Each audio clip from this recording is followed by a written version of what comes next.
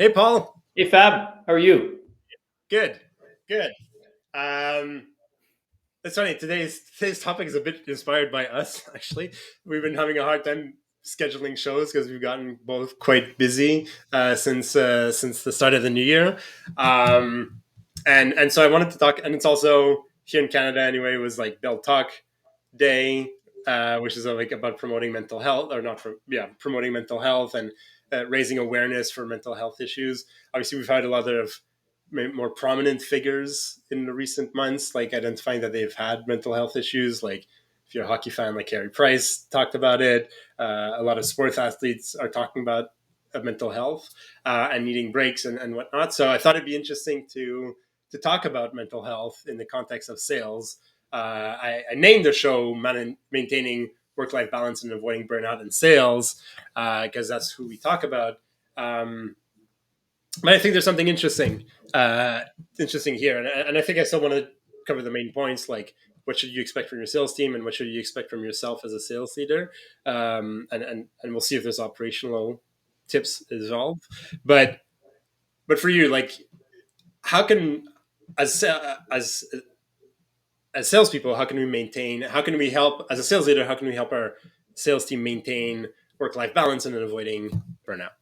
Well, that's a very interesting thing, and so and I'm not a psychologist, but I know that most people who experience burnout often it's because let's say their objectives don't meet the reality, and their capacity to do what they think they need to do to achieve their objectives is impossible to reach. So at one point, there's a disconnect between reality and what your expectations are, and you start being disappointed, and for a variety of reasons. But you're right that there's a way as a leader to recognize when someone's heading towards burnout or is not doing well.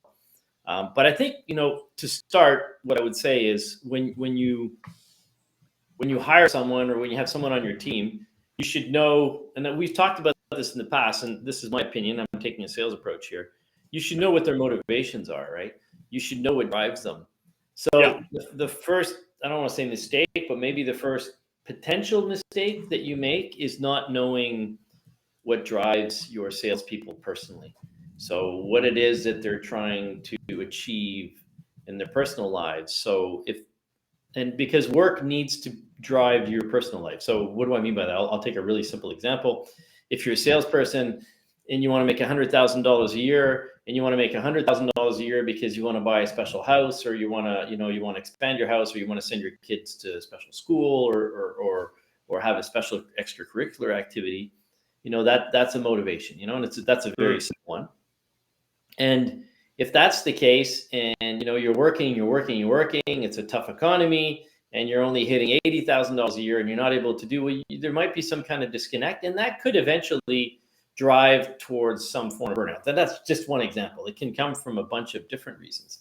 But what Yeah. I'm saying is that I think you need to understand. First step, this step of many, I think, is you need to understand your people. You need to have a connection with them, and you need to know what it is they're trying to achieve in their personal lives.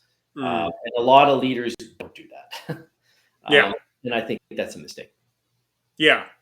Yeah, you're completely right. Because I mean, again, I'm not a mental health expert either. But the episodes of burnouts that I've witnessed amongst colleagues is that there's usually that's it. There's this big disconnect between work and personal life, and there's just a hard time managing everything. Right? There's like a lot of demands at work. There's a lot of demands personally, and it just and it starts feeling like just like overwhelming. Right? At some point. I mean, again, I'm probably oversimplifying it. Not a mental health expert, but I would tend to completely agree with you, right? Like, I mean, the number one thing is there's a reason why we work, right? Like, there's a Yeah. reason why uh, we chose sales. There's a reason why we chose to run our business. There's a reason why we chose, and some of it is maybe fluke, right? We maybe weren't good at school and we decided sales was a great way to make a lot of money, or maybe it's a job that didn't require as much schooling as some other things, but and then the company we chose is just because they're the ones that were hiring and we were Yeah. able to find a decent fit. But within that, there's still a personal motivation. There's still a Yeah. personal drive in there. And the example you gave is somewhat extrinsic, right? Like I want to buy a house, I want to send my kids to a certain private school, I want to XYZ. But there's also like potentially intrinsic stuff, right? Like internal, like I just want to be the best. I need to prove to my parents that was a good career choice. I need to show all the bullies at school that I'm number one and I'm successful. Or I need to show my loser teachers that I am successful and it didn't matter Yeah, that I had bad yeah, grades, right? yeah. So those are the Whatever types your of motive, motivations. yeah, and you're right. That's actually a very good point. Whatever your motivation is, you need to. Well, first of all, as an individual, I think you need to understand what your motivations are and why you're feeling those ways, and are they achievable? And Yeah, in sales, I'll be honest with you, and I'm really going to sound like a sales guy here, but what I often say to people who set objectives at the beginning of the year, if you don't build the action plan or the success plan towards yeah, those objectives, you won't yeah, really know if they're realistic or not. And if they're not yeah, realistic, you might get hit in the head at the end of the year and really not be satisfied. So yeah, that's sort of like maybe the generic. That's a generic answer, but there's also another reality that we're heading, or we are in a little bit of an uncertain economic time, and a lot of people are being hit hard with financial situations, and that yeah, can really grate on someone's um, confidence. That can grate on someone's well-being. Um, and there too, if you see someone who's heading in that direction and it's sort of a tailspin and they don't see themselves getting out of it, well, if you know them a little bit better, if they're on your team and you talk to them a little bit more, chances are that you'll be aware of that a little bit better because you know how much they make. mhm, You're their leader, you're trying to help them out. So you can play the role of a coach to suggest that they go talk to someone or whatever it might be, because yeah, I don't think as a sales leader you should be coaching your individuals on mental health, but you might no, suggest that they seek outside help. And yeah, really, for mental health, what I would say, what's changed the most in my career is that 20, 30 years ago, you didn't talk about mental health. It was a personal thing and it was shameful to have it. Whereas today yeah, it's like, well, no, this is something that happens a lot, and when someone mentions to you they're having a hard time, you're going to help them go in the right direction. It's not a sign of weakness, it's actually a sign of strength to say, I'm recognizing this and I'm going to do something about it. yeah. Yeah, and that's I think that's one of the clear benefits that we've been seeing, or the clear positives that we've been seeing recently, is that it is still taboo, but quite a bit more in the open than definitely than it used to be. Um, you're right, and so I really like that. I think on a like what you're expecting your salespeople is like obviously I mean, it's hard to say that you're expecting something from a salesperson because at the end of the day, they're an employee. They're So I feel like maybe the expectations is really more the role of a sales leader to manage, I would say, the work life balance and avoiding burnout in their teams. I think it's hard to say like, well, this is the responsibility of the salesperson. Obviously, you're Oh, hoping that your yeah, salesperson. yeah.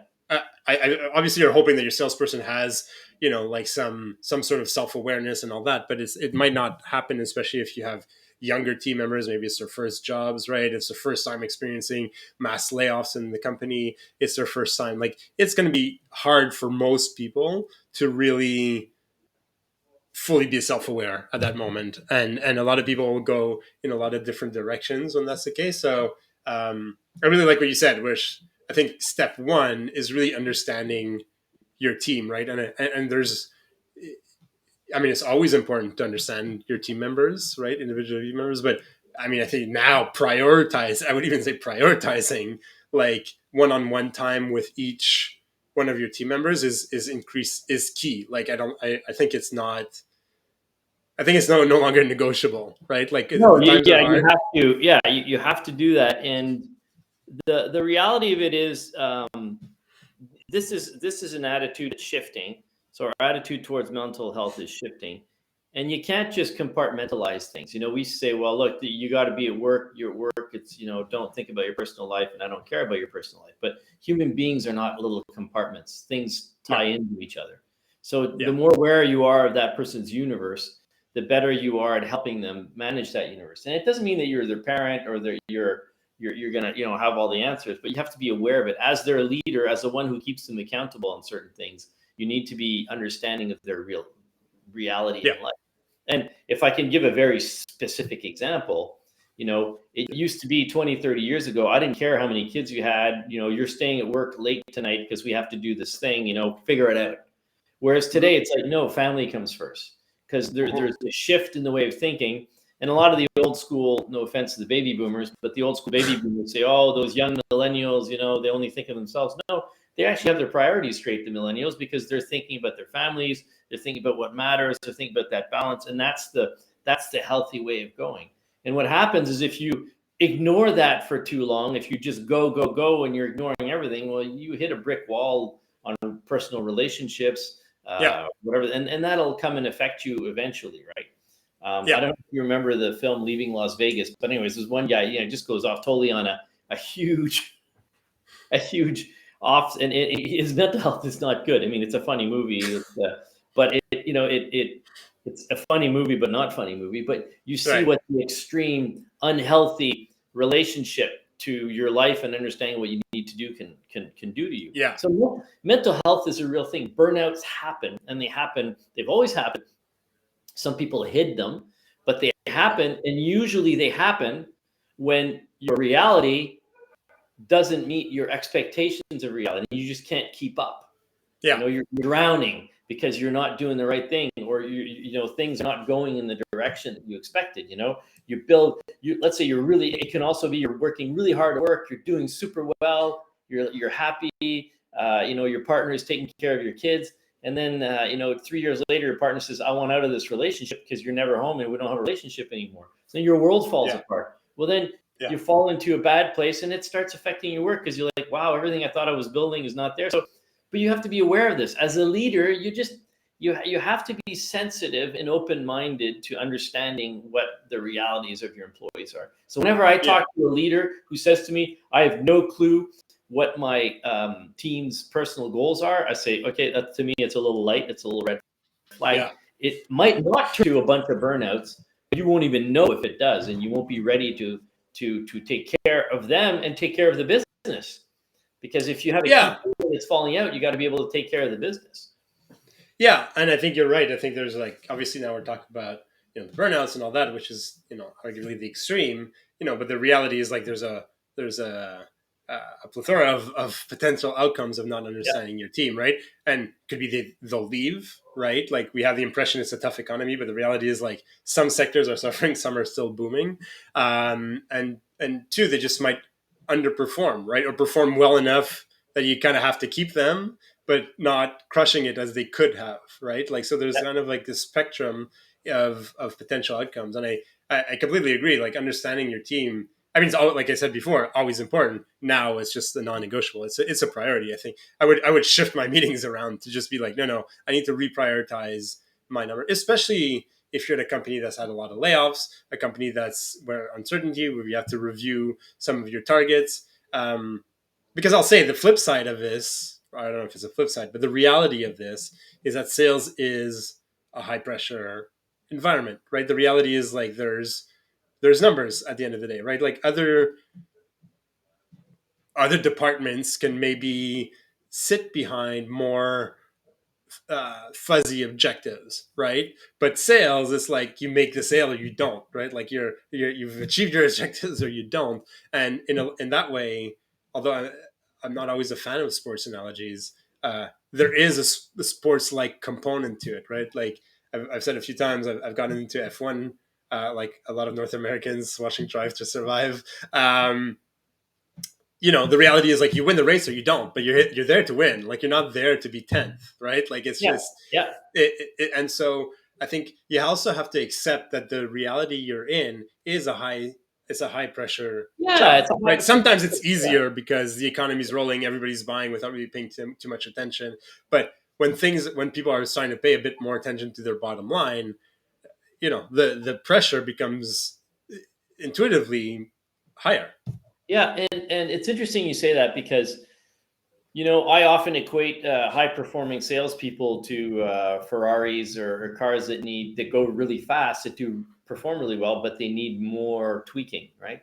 They need more maintenance. So if your team's going really fast, if your team's working really hard, you need to be all that more sensitive, because they can be affected by slight variances, and you want to be there as a leader to help them make things happen. You also move the obstacles out of their way, right? So whether it's through coaching or training or internal problems, and also help them, coach them be better at what they do.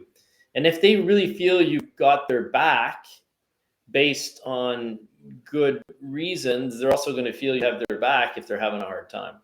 Yeah. You know, I'm serious. Like 30 years ago, you walked into your boss's office and said, "Oh, I'm feeling a little bit, whatever, depressed. I'm having a hard time." The guy would have fired you. Yeah. It would have been, "Okay, yeah, thanks for telling me, Paul. Okay, get rid of that asshole."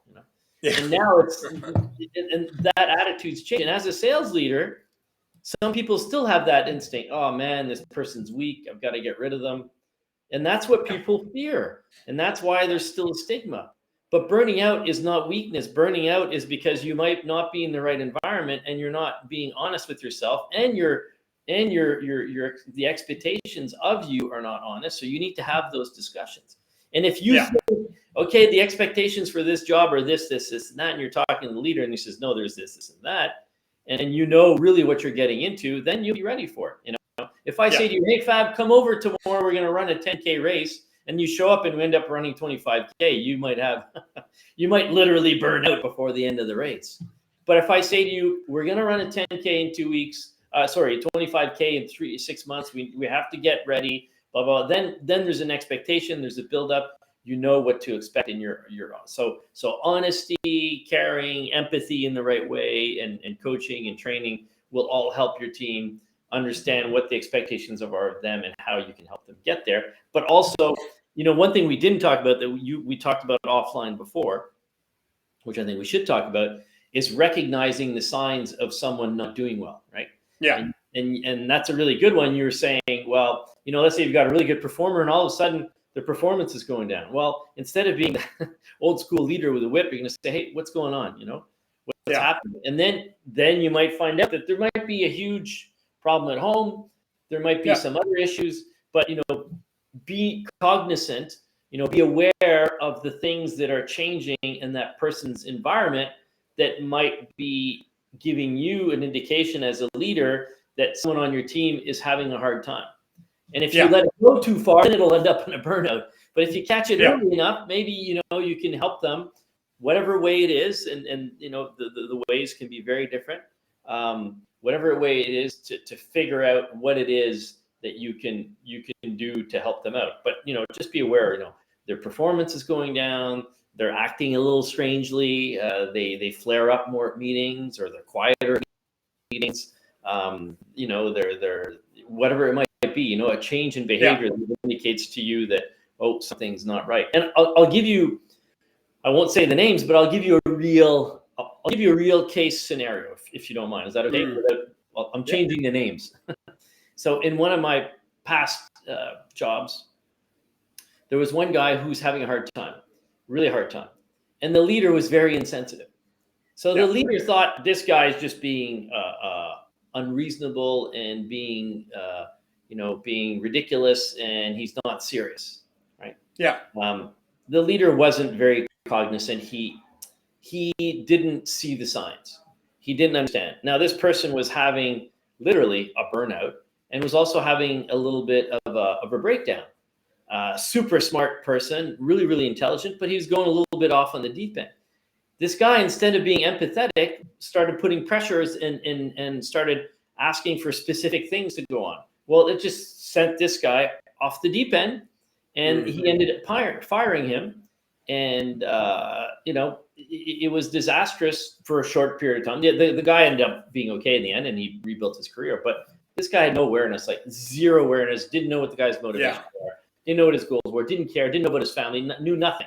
This guy had just gone through some really hard times personally. So that was an indication, I'm talking 15 years ago, but that's a perfect example of, to me, it was a perfect example of not aware, and I wasn't much better either. I wasn't aware of that stuff back then, but it sure woke me up to saying, wow, okay, you have to be cognizant of these things. This guy's behavior had totally changed over 2 months entirely.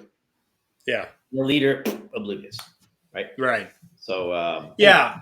So I think, we kind of talked a bit about, kind of what we're hoping salespeople can achieve, and like that, and like, but it's getting clear to me that, although yes, like ultimately people are in charge of their own personal lives, like the reality is like a lot of reps might not either be aware, especially if they're young, maybe if they're younger in their career and stuff like that, or not let themselves be aware if they don't feel it's a safe environment to do so. So I feel a lot of the onus is on sales leadership, right, to help reps steer through this. And I think what's coming to me as being the number one thing is like, what should you do as a sales leader is get yourself a deep understanding of this, right? If you're the type of leader that's still believes that mental health is not important and stuff like that, I think you need to get yourself some training and some awareness to build some awareness around that. I think that would be one, and first, and then maybe absolutely foremost.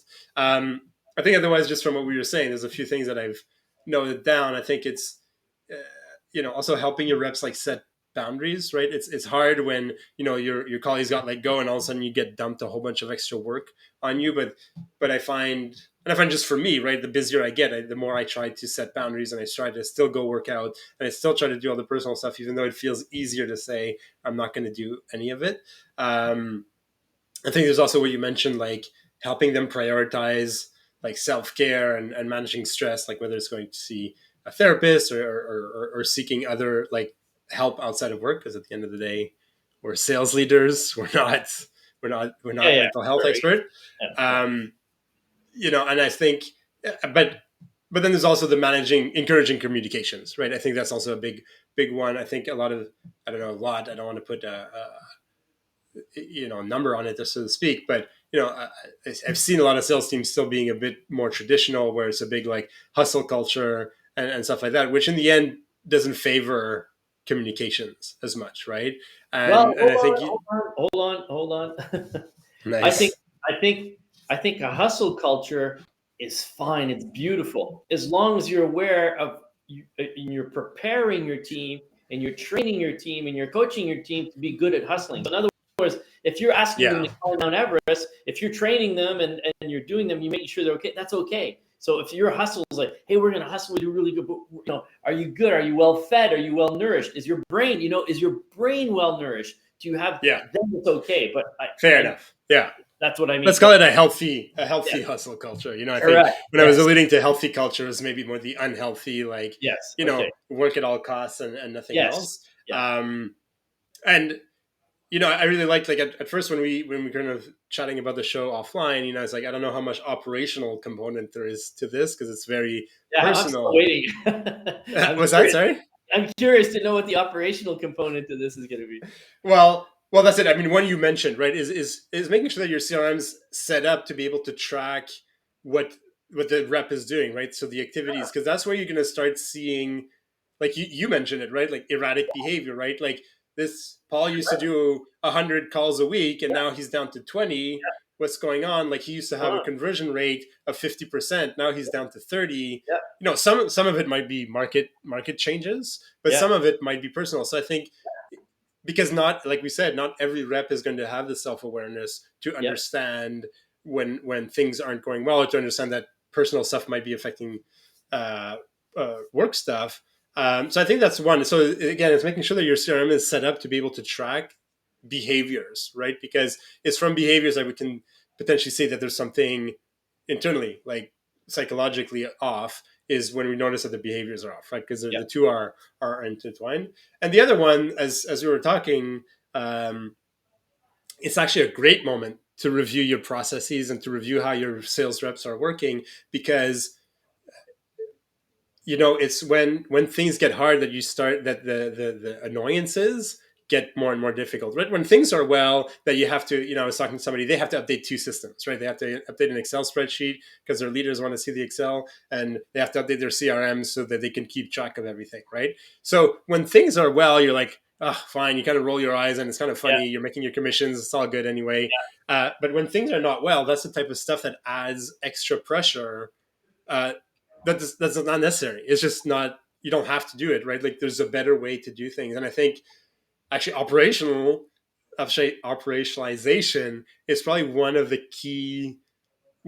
key component of reducing and avoiding burnouts and maintaining work-life balance is like removing redundant or unnecessary Task. activities, because your reps have to do more, the typical like more with less, right? Like they have maybe less colleagues, there's less money going around in the market, so they have to do more. If they're eating up time because they have to build 16 versions of the same report, or they have to enter 37 properties each time they talk to somebody, like that's eating away at their health, because at the end of the day they're not graded on how they're updating their CRM, right? They're graded on the revenue they're bringing in. And so to me, optimization is actually more important than Yeah. at any other time, Yeah. because Yeah. You're it's going right. to help you streamline your activities at the time when it's most Yeah. needed. Yeah. Good point. Fab. I think we wrapped this one up well. So what are the I think we top? did. Do we have some top key takeaways from this?